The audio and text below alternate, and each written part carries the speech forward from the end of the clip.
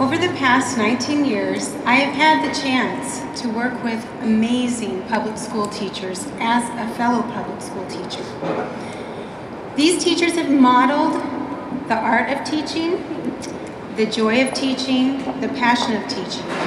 And tonight I am humbled to have the opportunity to introduce someone who has inspired me in so many ways.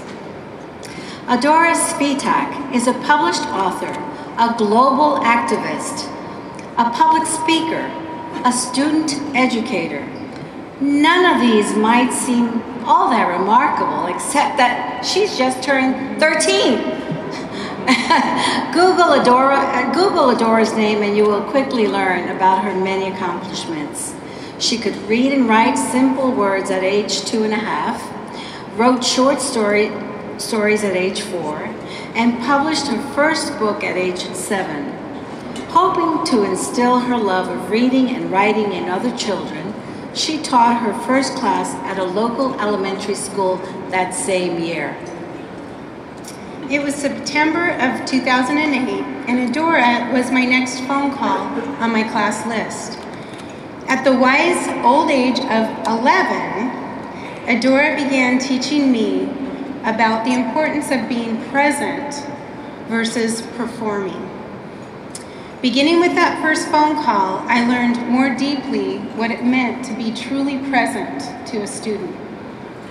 She enjoys teaching students of all ages, from kindergartners to senior citizens. You may find her giving hands-on advice in a middle school classroom or delivering an eloquent speech from a college podium, all the while advocating literacy and lifelong learning. Teaching teachers allows Adora to maximize her impact. To date, Adora has spoken in hundreds of schools and classrooms across the world. As a 6th grader, Adora arrived with an incredible knowledge base and skill base. I quickly realized that my main task was to listen and to dare to ask what her dreams were, how high she wanted to reach. Her excitement for learning is contagious, and she challenges students of all ages to continue to, as she would say, dream like a child. I recently heard her say that the role of education is to create opportunities for children so that we can grow up and blow you away. Adora, you have blown me away with your dreams, with your accomplishments, with your wild creativity. You have opened this teacher's eyes and mind and heart to so many new ways that public education can serve students. I thank you and I salute you as you receive this prestigious award. In recognition of her love of reading and writing, the numbers of lives she has touched in her young life, her commitment to excellence in education, and her use of technology to engage and connect with students of all ages around the globe, we present the NEA Foundation's Award for Outstanding Service to Public Education to our youngest recipient ever, Adora Svitak.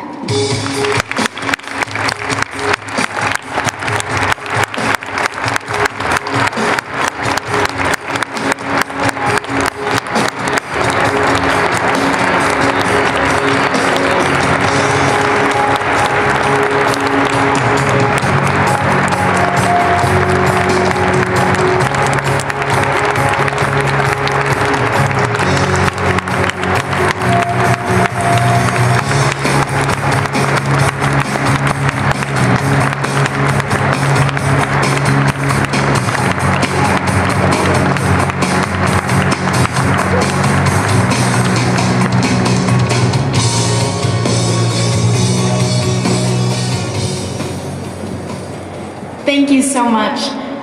Firstly, I'd just like to thank the NEA Foundation for this incredible honor. I'm humbled to join a recipient list that includes so many people whom I have looked up to for years.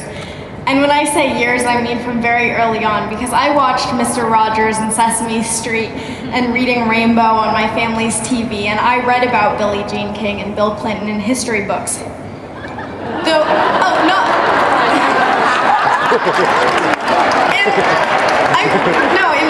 In textbooks. I mean, it's not a bad thing to be in. Though I may stand significantly shorter than these amazing people before me who have accepted this award, someday I hope to have a list of accomplishments just as long.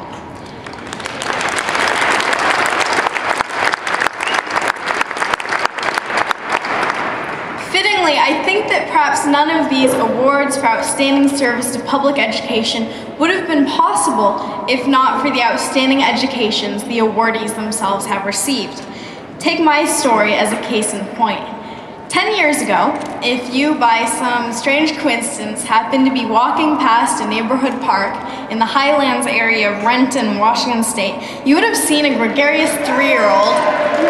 I hear some clapping. Oh wow, there's people who actually know where that is. You would have seen a 3-year-old, curiously, standing on top of this big flat rock in the middle of a park, speechifying, and yes, that is a word, on topics ranging from education to the environment to a newly announced presidential candidacy.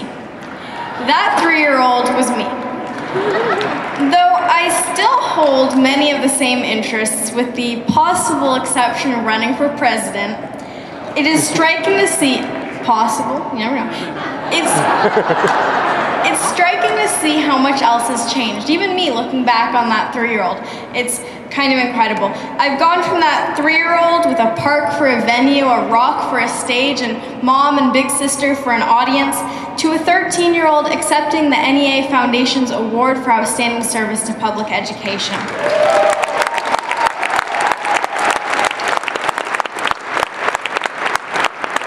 A lot has changed in 10 years. I would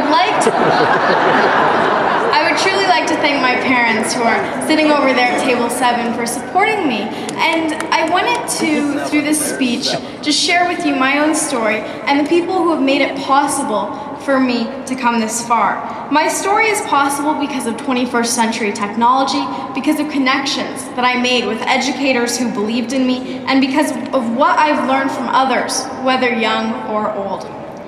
After I published my first book at the age of 7, I began presenting at schools, as you heard, nationally and internationally. And I did this whenever I could, but it often translated to just maybe a couple times every few months or so. And it was frustrating to me that I couldn't just hop on a plane and go to whatever school wanted me to come and speak, because if you think about it, you know, a 7-year-old just walking into the airport and catching a flight is not the most feasible thing to do. And this was incredibly frustrating. It was a school in Texas that actually suggested to me, oh, why don't you try something like video conferencing? And this medium opened up a literal world of possibilities, because soon I was delivering lessons on writing, leadership, and social studies to audiences and places as diverse as Camden, New Jersey to Costa Rica, Tennessee to Quebec. So far, I've spoken to over 400 schools and classrooms, and my mom was always there to record the lessons and put them online, where I now have over 1,000 of them free for learners everywhere. And even when I look back at those numbers, I think, you know, that's a pretty large amount of numbers, but it's not these numbers, significant as they may be, of videos uploaded or classrooms reached, that truly makes me happy. Because I can get the same satisfaction, and I know many of the educators in the audience probably know what I'm talking about, I can get the same satisfaction from helping one struggling student as I can from speaking to a room of 100 if I'm able to connect with the students.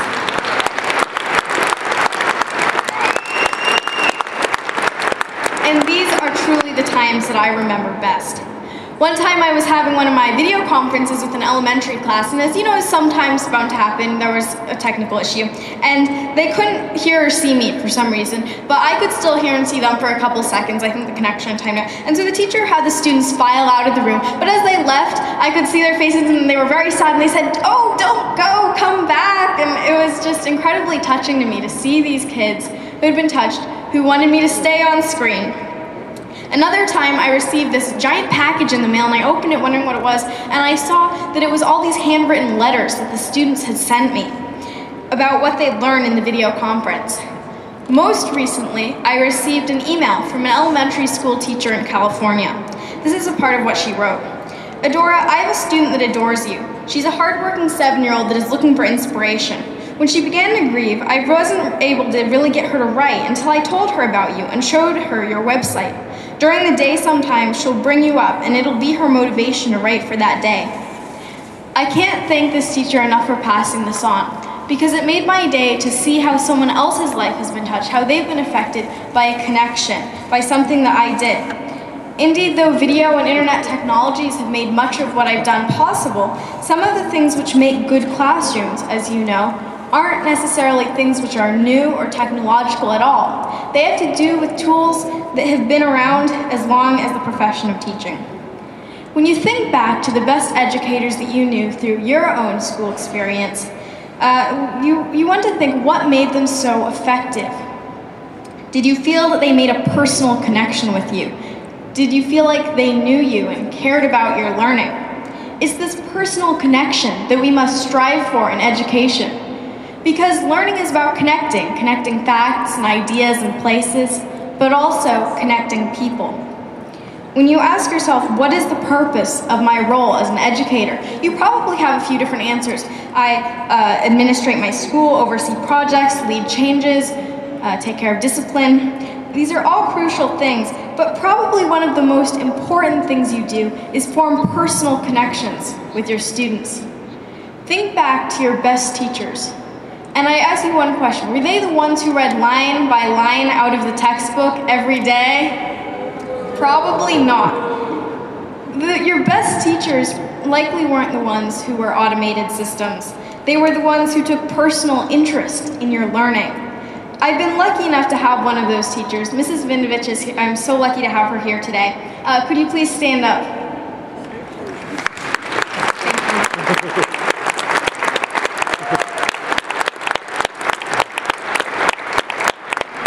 And Mrs. V is such a great example of teachers who took a personal interest in my learning. She was eager to hear when and where I'd be speaking next. She watched the videos I post online, even ordered several copies of my books, and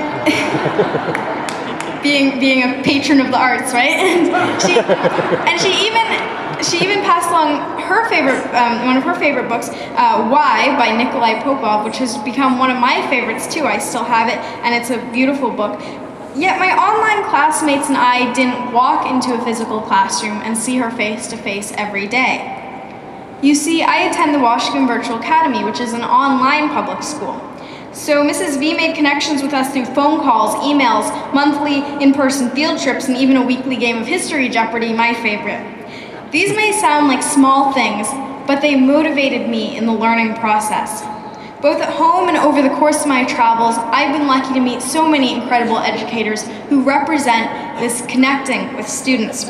I was at a conference in Florida where I met Carol Williams, a math teacher from Georgia, and she told me so enthusiastically about her students who had been so sad to see her leave for the conference that they texted her every day asking her to come back. So, and even though she taught middle school, many of her successful students still kept in touch through high school and college. Today, we've seen these videos about these teachers who get their students involved, who bring their students on trips, who are truly emblematic of this quality of connection. I'm lucky to have met many incredible educators, yet many of them would say that they're not the only teachers in the classroom. We sometimes think that only grown-ups teach and only students or children learn. I'd like to change that idea of education being a one-way street. Because when you think about it, you can learn a lot from young people. I challenge all of you to say that you've never, ever learned anything from a young person or a student. And after all, the best relationships are reciprocal. In business or government, friendship or education, you may have found that listening to others works. You can learn a lot from these seemingly unconventional education partnerships, learning from those who are younger than you are. What is it exactly that you can learn from your students, you might ask? For many younger students, it might be that almost naive belief in possibility, positive thinking versus negative, or the creativity you see in a 5-year-old's crayon drawings. Admittedly, I lean towards being pessimistic sometimes, and so some of you in the audience might ask, well, optimism is great, but what about serious, everyday issues? Youth can provide insightful perspectives here as well. Last September, I organized a conference, TEDx Redmond, and all of my planning committee, all the speakers, all the attendees, kids under 18. In the education section, we dealt with tough issues. Speakers talked about the urgent need for creativity in school, talked about school budget cuts and how teacher layoffs had affected them, as well as even cafeteria food. And decisions on all these education-related issues had been made without student input. This is something we can change. By speaking at TEDx Redmond, students had a voice, and educators listened. I ask all of you to consider the NEA Foundation's own values, available readily at their website, of participation, partnership, and democracy when it comes to learning from students. There's a riddle where a boy is hospitalized and is seen by a doctor who says, "This is my son," but his dad isn't at the hospital. So how is this possible? Well, what this riddle does is play on cultural perceptions of doctors always being men and the doctor's really his mother. What is the average age of the person you think of when you hear teacher? Probably an adult. I want you to change that image. Why does the teacher always have to be an adult? Everyone has something to learn, and everyone has something to teach. Teaching and learning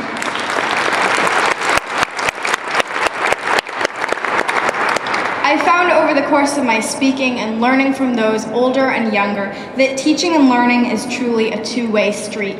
But unlike on the real street, there's no driver's age requirement. To the educators in the audience, I commend you for your hard work and dedication in teaching our next generation of leaders. I encourage each one of you, whether you're a parent, a student, or an educator, to think about what you each can learn from the other. Because I firmly believe that it is only when we know how to learn that we truly know how to teach. Thank you.